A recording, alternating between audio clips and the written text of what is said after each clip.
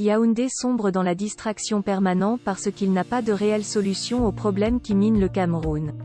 C'est l'intitulé d'un post de Arlette Framboise Doumbé-Ding sur sa page Facebook. La suite, dans un instant. Cliquez sur le pouce bleu et activez la cloche de notification pour ne manquer aucune de nos futures publications. Voici les détails de son post dans son intégralité. Yaoundé sait que rien n'avance au Cameroun. Que tout recule, aussi bien le respect des droits de l'homme que la démocratie ou l'économie. Que des millions de Camerounais qui espéraient l'amélioration de leurs conditions de vie déchantent. Qu'il n'a pas de solution fiable aux grands problèmes qui minent le développement du pays et le bien-être des Camerounais. Qu'il est dans une logique d'improvisation et de racolage permanent qui sont l'expression évidente de l'incompétence, de l'incapacité à prévoir. Donc de l'incapacité à gouverner. Il fallait bien s'accrocher à quelque chose qui brille, qui émeut, qui permet de faire diversion et donc de tuer le temps. Il y a donc eu le fameux Chan. Et maintenant la tournée de Samuel Eto'o. Le plan de diversion du régime a-t-il marché? C'est Senghor qui disait que l'émotion est nègre et la raison est laine.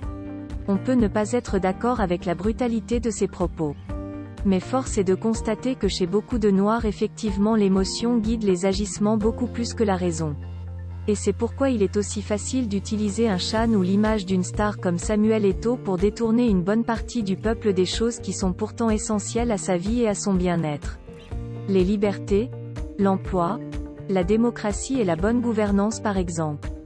Au regard de ce qui précède, on peut dire oui, le plan de distraction du régime a marché au moins en partie puisque les Camerounais semblent préférer le futile à l'utile.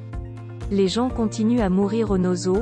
Les dépenses militaires et la cessation des activités dans cette région ruinent terriblement l'économie, le chômage grimpe, la corruption grimpe, les violations des droits de l'homme grimpent, le tribalisme et la misère grimpent.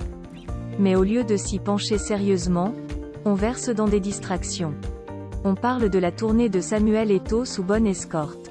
On parle du Chan, des esprits défroqués, se croient même autorisés de vous sommer de vous réjouir avec eux sans quoi ils vous considèrent comme des anti-patriotes.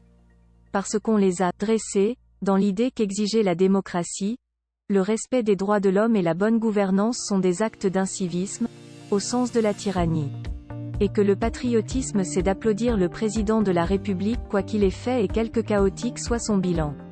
Ou encore que le patriotisme c'est d'aller chanter dans un stade de football avec des gens qui ont volé les milliards de la canne pendant que le pays se meurt. Mais quel gâchis! Comment des adultes peuvent-ils à ce point se laisser guider exclusivement par l'émotion? En réalité le problème n'est ni Samuel Eto'o ni le Chan en eux-mêmes. Le problème c'est que le régime de Yaoundé, dépassé par la gestion du pays en raison de son incompétence avérée, exploite la faiblesse émotionnelle d'une partie du peuple pour faire en sorte que la distraction prenne le dessus sur le travail et les choses sérieuses qui font avancer un pays.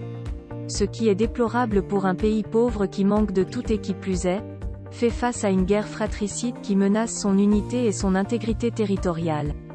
Veuillez prendre 3 secondes pour liker la vidéo et la partager. N'oubliez pas de vous abonner à la chaîne YouTube Camer TV Info et Cameroun Actu. À bientôt pour de nouvelles publications.